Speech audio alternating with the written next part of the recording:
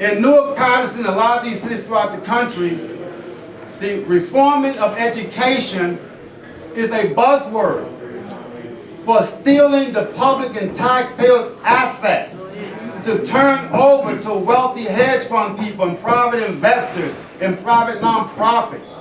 To privatize education as well as healthcare and other areas and get government out of policy making on behalf of working people and those who have the least in the bus-up union. And so at some point in time, there has to be a stop to all of this. New Jersey Communities United and the Newark Students Union strongly support legislation that will give our community a say-so in decision-making in our public schools.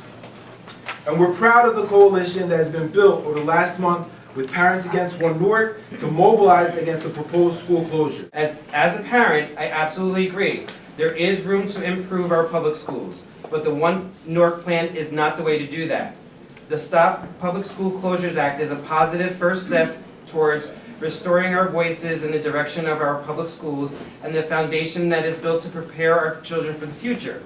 It will guarantee that our concerns as a community are heard, and more importantly, that we have a democratic vote through the Newark Board of Education on public school closings. The people of Newark were not consulted in any way when decisions were made to shut down our schools.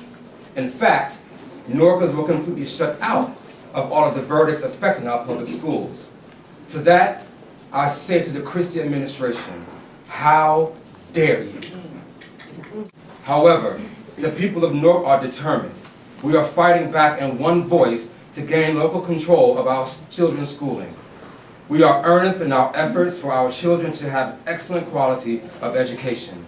Above all, that quality education needs to be within walking distances for our children and their own neighborhoods. No one in their right mind would ever say that a school building should never, ever, ever close. That's ridiculous. So I don't think that that's the issue. The issue again is the participation of the stakeholders in the process, because the stakeholders bring not only common sense and the interest of the students, they bring the sensitivity to the culture. People are reasonable, but people have to be included in the process.